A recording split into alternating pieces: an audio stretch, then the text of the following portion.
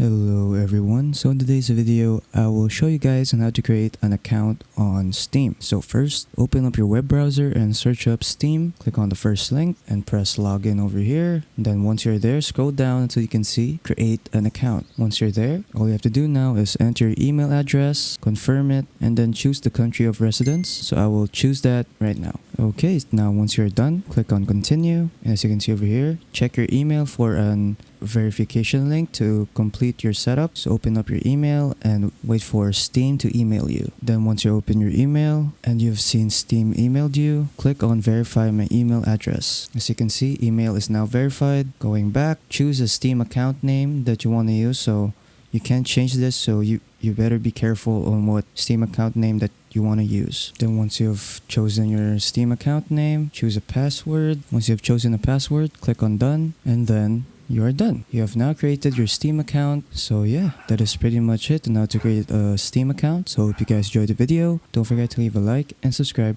for more tech tips. That is all.